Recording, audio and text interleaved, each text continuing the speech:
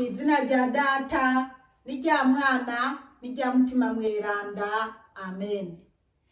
Bene wacu dusangiye urugendo rugenda mu ijuru, ndabaramukije mu izina rya Yesu Kristu. Nitugire Kristu.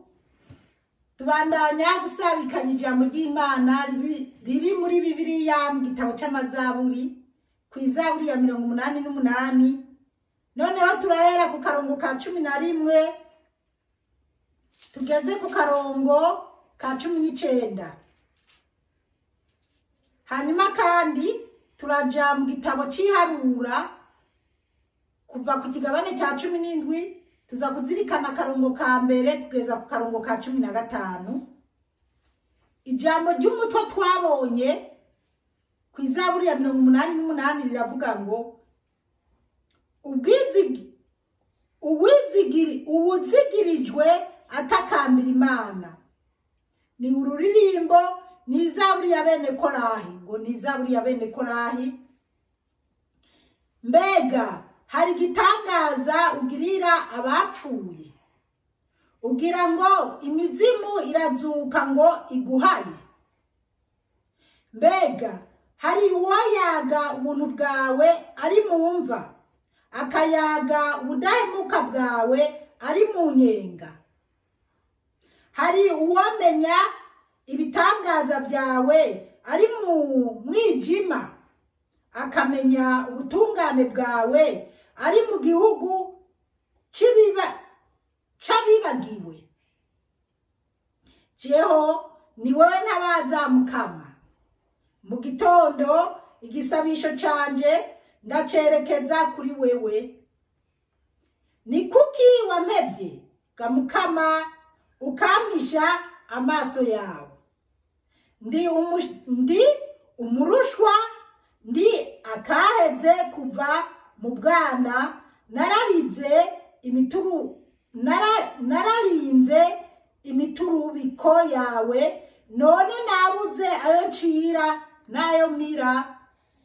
Ishavu ryawe ryarankirimbiyeko, ubwoba untera burampundagaza. Iminsi yose vyama binca irya nino nk'amazi, bikankikuza byose hamwe. Waranciye ku mukunzi no ku mugenzi, umugenzi sigaranye ni umwijima. Bene wacu muri Yesu Kristu, iri ni ijambo ry'Imana. Dushimiye Imana. Aleluya, amen. Aleluya, aleluya, amen, amen. Bana b'Imana rero, turacyabandanya kuzirikana Izaburi ya bene Korahi. Twarabonye ijambo ry'umutwe riratubwira ngo uwuzigirijwe atakambira Imana, uwuzigirijwe atakambira Imana. Twariko turaraba icyatuma turabona ngo ni Izaburi ya bene Korahi. Izaburi ya bene Korahi ni nkuko twovuga ni Izaburi y'abarundi. Y'abarundi se apana, kubera bajya bari bose hamwe bari bene Israeli. Reka nifashishe kuvuga arabo bavuga ngo abenengwe, canke se abajiji, canke se abahanza. Rero mu Burundi murazi harimo imigwi myinshi, naho numva ngo abanyura kuzimu, ngo bavuganya bibando, abahanza, abajiji, abashubi. Rero ni nkaho rero bene Korahi, bene Datani canke ba Datani bajya bari bagumutse. Ni nkaho twofata ati abahanza. Rero abo bahanza bose, kubera naho numva bavuga ngo mu Burundi bavuga ngo bakunda kuvuga ngo abajiji bajinjagiye nimba ari ku ntebe y'umwami, ku ngoma y'umwami, ngo abajiji ngo burya ngo bari bashatse gufata ubwami, hanyuma ngo umwami arabimenya kuko ngo bahora baje ubwami. Abajiji n'abahanza n'abashubi ngo bari abantu begereye umwami cyane. Rero bamwe baravamo bashaka gupindura umwami, ngo bashaka kuba ari bo kwiyimika canke biyimikira umwami wabo. Nyuma barabigundura, bamaze kubigundura ngo baciye rero bava mu gusanzara barahigwa. Rero ni nko twavuga rero iyo story yo nahora numva kuri abo bantu b'abajiji bari baragize bagumutse. Ni nko twoca tuvuga ati rero abajizi bamwe barishwe ga, abandi baranyabagira kuko igisekuru cyabo gishobora kubamo cyari Gitega, hanyuma baranyabagira bariko barahunga, bariko barahigwa, kwitwa kubera amakosa bari bakoze. Rero ni nkaho rero abajiji basigaye bacitse ku icumu, aribo bogeraho bakiremarema, mbese bakiremarema bakaza baratakambira Imana. Ni nk'uku rero twovuga bene Korahi canke nk'abashubi bariyungayunze bakagira akagwi kabo. Ni nk'uku rero byari bimeze. Ni izaburi ya bene Korahi. Bene Korahi nabone bari Abanyisirayeli. Rero ijambo rero rya 11 riravuga ngo mbega hari igitangaza ugirira abapfuye. Ngo aba bene Korahi mu gusenga kwabo barabwira Imana ati mbega hari igitangaza wogirira abapfuye. Twibukanye ku karongo k'umukicenda ka 10 uko twahereye ku karongo ka mbere.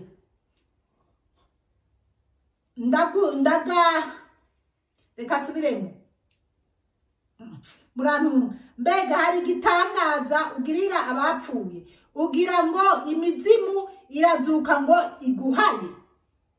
Aha bariko barasenga babwira Imana yuko iyi mizimu itazoza guhaye Imana, ahubwo yo Imana igarura ikigongwe, ibarabe byiza ko bakiriho, ibumvire ko bariko barayisenga. 12 mbega hari uwoyaga ubuntu bwawe ari mumva. Nibyo ko kuwapfuye ntabakiyaza Imana. Ukwiye kuyaga Imana no gusenga Imana no kuvuga ijambo ry'Imana ukiri mu mubiri. Akayaga ubudahemuka bwawe ari mu nyenga. Umuntu nyene yapfuye ari mu nyenga y'umuriro, yoyaga ubudahemuka bw'Imana ari mu muriro. Ibyiwa byaraheze bana b'Imana. Nikikubuze gukorera Imana ukiri mu mubiri, ukibasha kuvuga no kumva no kubona, ngo ushire ibintu byiza ku murongo, wibaza ngo ejo hazoza. Oya, ibyejo bibara bejo. Gira neza, senga Imana, vugira Imana ugifise umwanya. Akayaga ubudahemuka bwawe ari mu nyenga.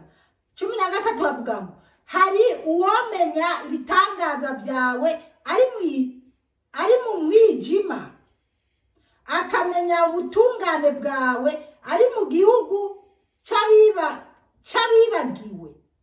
Murumva rero uko twabonye bene Korahi igihano baguyemo canke ingorane baguyemo, aba basigaye barazi neza ko bagisi yasamye ikamira.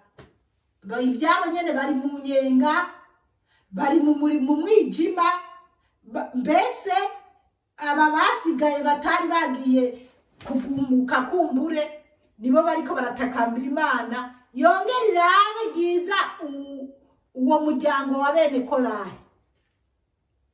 14 havuga ngo jeho ni wewe ntabaza Mukama. Ngo wewe ni wati ngo wewe Mukama, ngo jeho ni wewe ntabaza. Arisabira ku Mana. Mu gitondo igisabisho canje ndacerekeza kuri we. Ngo mu gitondo byutse igisabisho cyerekeza ku Mana. Mugajeho byutse igisabisho ni muri telefone, weho bite ubyutse ni kuza guhiga breakfast cyane, guhiga ibyuju umushusho mu Burundi mega niko babivuga, guhiga ibya mu gitondo. Ariko mitende y'ibyo kuvyukira muri telefone, kuvyukira kuri TV, kuvyukira za WhatsApp, ku ma Facebook n'ibindi, utabanje ijambo ry'Imana mu kanwa, ni ngorane. wewe rero yavuga ko wewe akivyuka abanza gusenga Imana. 15 havuga ngo ni kuki wampevyaga Mukama ukamisha amaso yawe. Kubera aratagambira Imana ko ndagusenga ijoro n'umutaga nkivyuka nkirirwa ndagusenga. Kubera ikiko ga Mukama wampevye wamishiza amaso yawe. Urumva kubera yarazi ko kumbura n'Imana itazongera kubababarira. Barabona kandi ko Imana yari yarakaye burya turaza kuraba n'ibindi. 16 ndi umurushwa ndakaheze kuva mu bwana. Arivugira ko ari umurushwa arakaheze ngo kuva mu bwana bwiwe. Nararinze imiturubiko yawe none nabuze ayo ncira nayo mira. Ngo yarinze imiturubiko y'Imana none yabuze ayacira nayo mira. Kuko hari gihe usenga ukamenga Imana ntibikira kumva, ariko Imana irakumva kuko Imana ntabwo umwana akora amakosa guca turatora amavuta umusige ati ego mwananje ego ibyo wakoze ubombotereza umwana. Jeffer's umwana nari kubera nyimba ari uko ari umuhererezi yarigira ibyo yishake, mbona harageze ko arengera ibyo asigaye akora. Mbese bigeraho nanje ntangura guhinduka ndavuga ati hamwe umwana no mureka kuzari nkamwereka koko umwana w'umuhererezi nasanze ari umwana goye atabona abandi bana inyuma yiwe. Mukurira hasi rero yakora ikosa nkakubita nkanga kumwumva yanaga mom you my friend ni no Jesse ndi mugenzi wawe. Twaba twicana ahantu turi kumeza dufungura aza ni nkajenga za kwicara impande y'abandi mugabo ntanka kwa nanyegera. Ndamwereka ko nashaka kumubona impande yanje, ndamwereka ko akoze ikosa nkubita. Mbese nkaja nko ku isoko nkagura utuntu tumwe nkatunyegeza nkahaba kurubiwe kugira ndamwereke ko mbese n'ibintu byabanje kunkomerera kuko nanje ubwanje narabona ko uwo mwana yari yarengeje. Rero ntabwo umwana yoza akora amakosa mwana bimwe abazungu bagira it's okay akora ikosa aho kugira ngo umurari gitsure cyangwa umuhane. Bibiri yitwemerera guhana abana. Imana yatwemerera ko abana tubahana bagakura bari ku murongo mwiza. Rero niyo mpamvu bene Korahi bavuga ngo Imana yarabibagiye ngo Imana kuko nyamana ngo mama ngo please ngo I love you ni wowe nkunda ati je nyimba wowe nankunda Jesse ndagukunda. Niko rero ni Imana imeze. Turaje ngaho tukija twarakoze ibibi byinshi turababaza Imana. Twagiye mu butinganyi Imana yihoreye. Twagiye kuyicokoza ibyo yamanitse hejuru Imana yihoreye. Twagiye mu biganiri yabo Imana. None Imana irekuye imyuzure abantu mu bariko ngo Imana yo mwijuru turaja mu masengero ngo Imana ngo niyorohereje ngo Ukraine ngo Imana nibona by'Uburusi. Imana irababaye kandi yo nyene yaranavyivugiye ko ibihugu biriko biragarariza ko igiye gukoresha ibindi bihugu mpaka tuza turemera iby'Imana ikoze. Kubera ntabwo Imana izaguma iturabira mu madirisha y'ijuru ngo yemere tugoma. Yavuze iti ngiramanuke kuraba muri Sodoma na Gomora ibintu biriyo kuko induru yabo yandenze. Rero bana b'Imana twubaha Imana cyane. Nibi bya bene Korahi.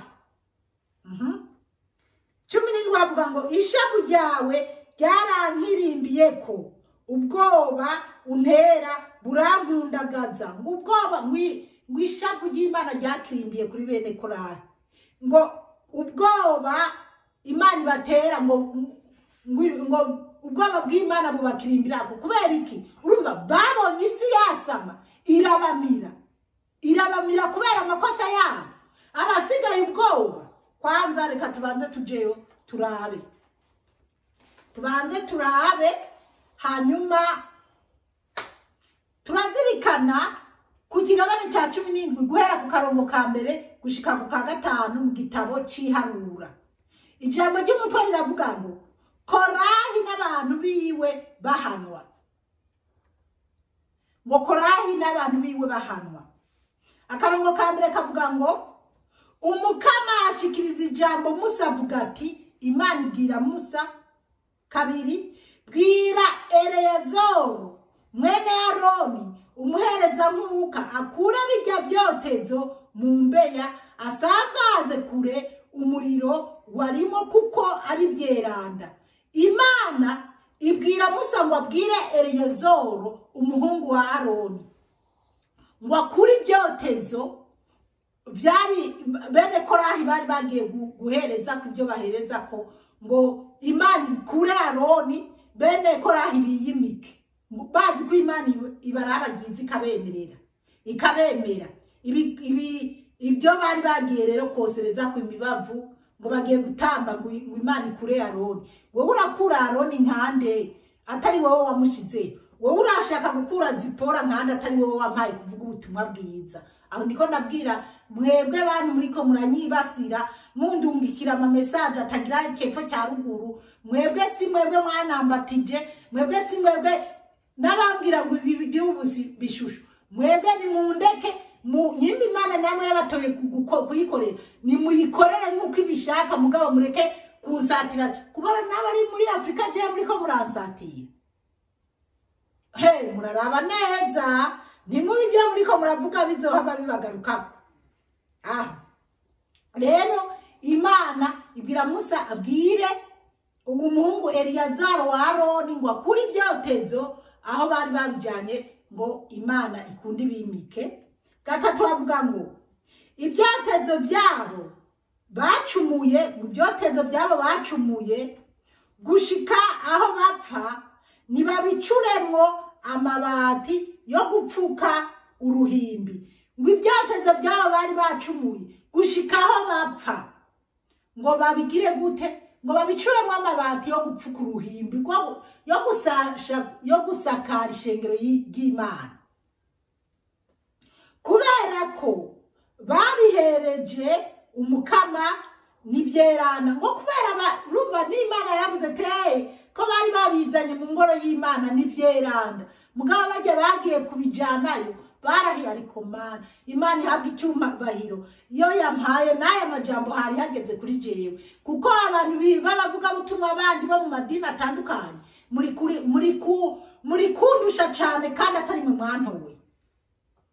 Bizobera ikimenyetso bene Isirayeli, ngo bizobera ikimenyetso bene Isirayeli. Ndasaba abantu bose munanyumviriza baba ni bose muza murandungikira ubutumwa bw'agahinda indirimbo gushika ubu ntihagire umuntu yongera kundungikira ibintu bivuye mu yandi madini cyangwa bivuye mu yandi magurupe. Oya jendi mu magurupe menshi ndafise iyo nzoza ndabyironderera. Ntimusubire abo nk'inamba zanje canke inamba zanje abazibona kuri YouTube muzikoreshe kumbwira amajambo make gusa y'ibyo mushaka kuri jewe bijanye n'ijambo ry'Imana, ariko kunyumvisha ibyo je no kwigisha abantu canke kunyumvisha ko jewe ntageze ikirenge mu cya Yesu Kristo mu mpamahoro. Turibandaniriza abana b'Imana. Haleluya, amen. Shima Yesu. Abariko baramamana akazi kabo. Kane haravuga ngo umuhereza mwuka Eleyazaro atora bya byotezo by'umuringa byari byashikanywe na bamwe baturigwa baca babikoramwo amabati yo gupfuka uruhimbi. Mwumvise ingene byabageneye bana b'Imana ngo na bamwe baturigwa, bamwe barimo bene Korahi, bamwe ba Datani na ba Abiramu bari bagiye gushikana ngo nibo ngo bazwi, ngo nibo bazwi. Bana b'Imana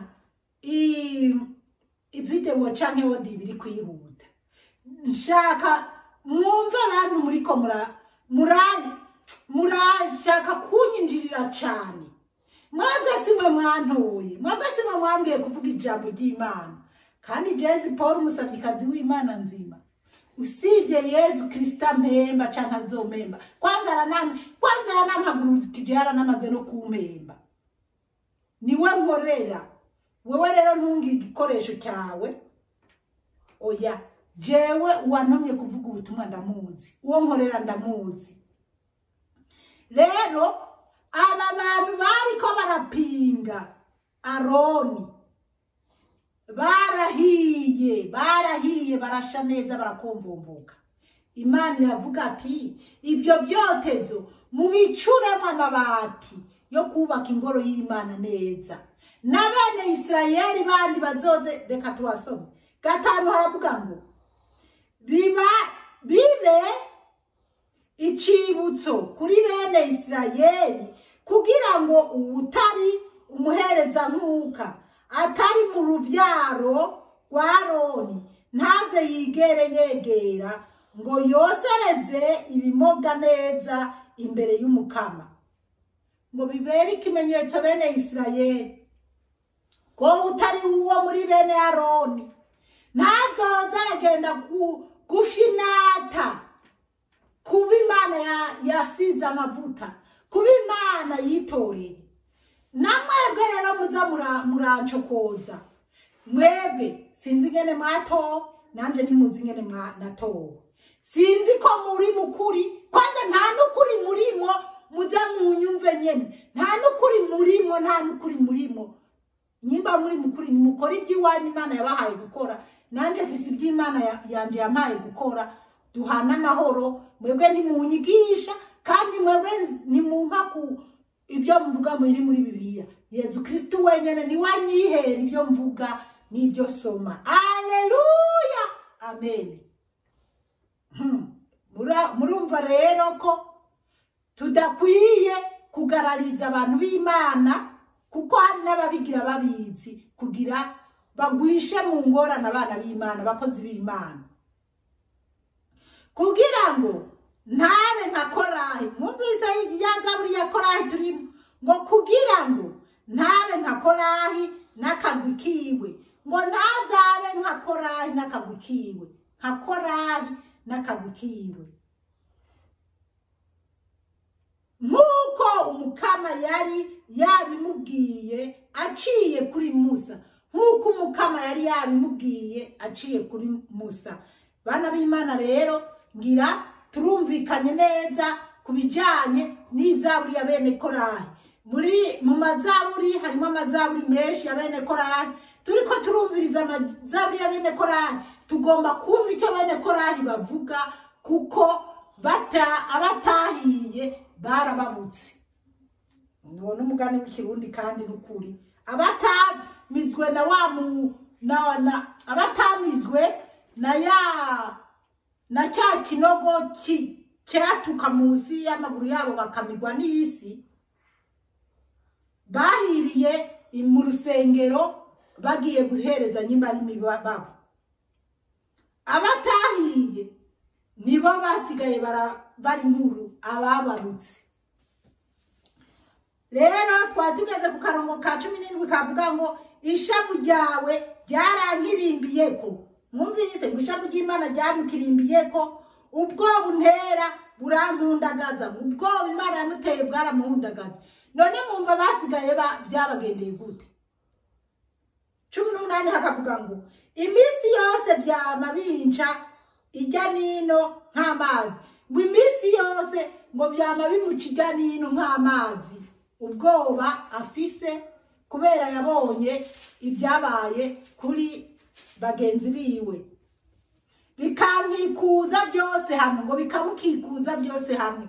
Abacitse ku icumu, abababutse baguma batakambira Imana kugira yongere ibarabe byiza uwo muryango wasigaye, dusigarira twasigaye, Imana kugira ibagirire neza. 19 waranciye ku mukunzi no ku mugenzi, ngo Imana yamuciye ku mukunzi no ku mugenzi. Ntabwo ari Imana yamuciye ku mukunzi no ku mugenzi, kuko bonyene nibo bikuye kuri Aroni, bikura no kuri Musa. Imana yo mu ijuru dutabare cyane. Umugenzi sigaranye ni umwijima, ngo umugenzi asigaranye ni umwijima. Kubera iki? Azi bagenzi be yuko bari mu cyobo, isi yabamije, bari mu mwijima, bari mu muriro udahera, bari mu ngorane. Bana b'Imana, niyo mpamvu natwe dukwiye kubaho twubaha Imana, tureke kwigereranya n'iby'isi. Kandi Imana yatubwira ko abayubaha izobarinda, izobaproteja nk'uko yaporoteje Aroni na Musa. Hanyuma Datani, Abiramu na Korahi, imiryango yabo igatikirira muri rwagobo, abandi nabo bagahira mu ngoro y'Imana bagiye guhereza ibitambo, kandi Imana itabashaka. Imana yari yaramaze kubimikira Aroni na Musa. Bana b'Imana rero, twubaha Imana cyane, twubaha Imana kandi tureke kuza turagumuka. Iki gihe hari imigumuko myinshi, ariko iyi migumuko myinshi hari, wowe wirinde kuja muri iyi migumuko. Wowe umenye uti Imana yanje niyi, reka nubaha Imana yaremye isi n'ijuru. Abariko baraja kugwana mu bihugu bitandukanye cyane bagumuka no mu bihugu byabo nyene, muze muririnda kujana nabo. Wowe wemeye Imana, wowe wemera ko Yesu Kristo yabambwe ku musaraba ku bwawe, ko yamenetse amaraso mu rubavu n'amazi kugira akuvyarire ku musaraba gucungure, ubaha Yesu, witandukanye n'imigumuko. Kuko urumvise bene Korahi nyene byabagende n'ingene basenga batakambira Imana kugira Imana ibarabe byiza. Dusenge, dukovye kugira Imana ikomeze turindire muri iyi si y'ibibazo n'ibigerageza. Mukama Imana bahezagire cyane, mwarahezagiwe n'Imana. Ku izina rya Data n'irya Mwana n'irya Mutima Mweranda. Amen.